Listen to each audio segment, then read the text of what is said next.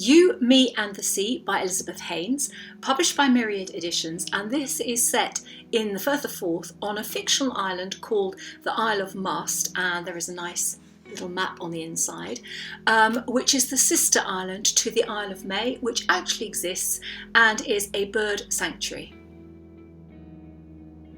Rachel Long has just come out of a relationship with Amarjit. The moniker Egypt probably fits him better.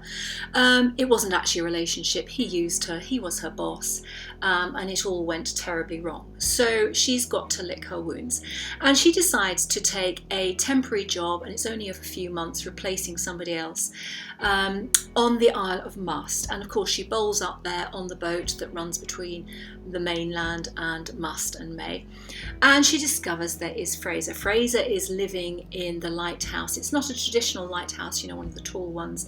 It's an old Victorian building.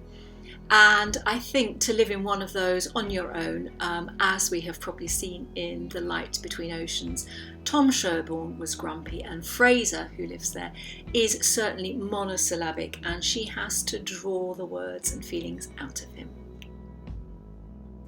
Rachel does her best to get him to come out of himself, but it's a real struggle. They do have dinner together of an evening. He likes to cook, and he's quite a good cook, and he's quite a connoisseur.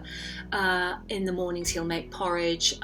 He'll be out by the time she gets up, and they go about their separate daily duties. She has to look after the unit where the birders live. She cooks them, she changes the beds, and just generally makes sure that they're doing okay, and that is her job. He obviously has quite a few issues that need dealing with, and she tries to get him to talk about what's going on, but he's very reticent. He's very sort of closed. He's a closed book.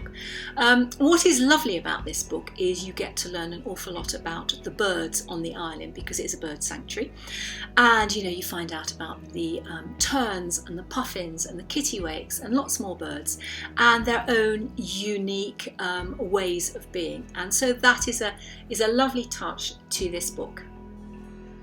There is also a third person living in the lighthouse, and this is Lefty. Fraser doesn't really seem to be drawn to him, and his presence doesn't seem to be generally well known. Rachel doesn't really take to him, and he seems a bit of a reprobate, and so it's all a bit of a mystery, and this adds to her kind of dis-ease that she's not quite sure what is going on in this island. But this is a lovely book that is well paced, and it takes you through to a very interesting and nice conclusion. You learn beautifully about birds, and the setting is really, it's a rough Scottish island, with ruins and all sorts of rocks and boulders and crevices, and you can really feel the pounding waves in this book. So I think if you're looking for a novel which has a nice storyline that's well plotted and has a good Scottish setting, then You, Me and the Sea by Elizabeth Haynes is certainly a good choice.